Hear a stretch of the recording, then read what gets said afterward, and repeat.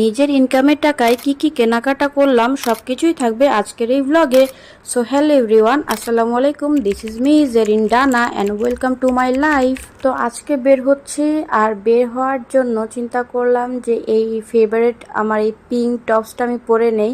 তো এই যে আমি এখন রেডি হয়ে নিচ্ছিলাম, আর এইখানে আমার ফেভারিট একটা বডি মিস্ট, এটা আমি রেখে দিয়েছি, মানে এটা আমার খুবই পছন্দের। তো যাই হোক, এখন আমি রেডি হয়ে নিলাম।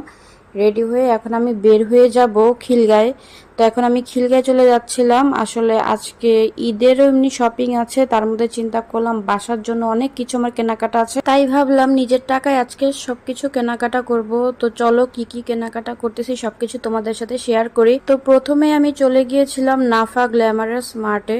তো এখানে গিয়ে আমি আমার অনেক কিছু আর কি মেকআপ কেনাকাটা করেছিলাম। তো এগুলো আমি আসলে বাসায় এসে দেখাবো, কারণ আমি যে মুহূর্তে কেনাকাটা করি তখন এত বিজি থাকি যে আসলে তখন ভিডিও ফুটেজ নেওয়া আসলে কোনোভাবেই পসিবল না।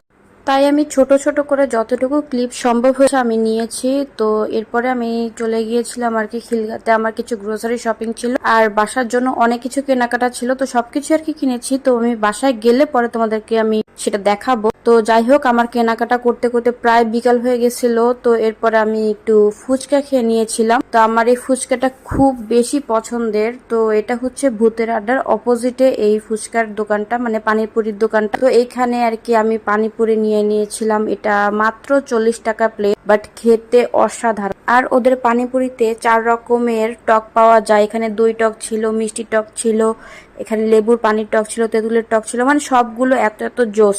তো এটা কোনোভাবেই মিস করবে না কেউ যদি আর কি খিলগাঁয়ে আসো। এরপর আমি আমার মেইন জিনিসটা কিনতে চলে যাই, আর সেটা হচ্ছে আমার জন্য একটা কেডস আর কি। আমার এটা খুবই দরকার ছিল। তো আমি চিন্তা করলাম বাটাতে আসি। এর আগেও আমি আম্মুকে একবার জুতা কিনে দিয়েছিলাম বাটা থেকে, আর ওটা খুবই ভালো ছিল। তো বাটার কোয়ালিটি যেহেতু অনেক বেশি ভালো, তো আমি চিন্তা করলাম অ্যাপেক্সে যাব না, আমি এখানে বাটাতে আসি। আর খিলগাঁতে বাটার একটা অনেক বড় শোরুম আছে, তো আমি চিন্তা করলাম এই শোরুমে আসি।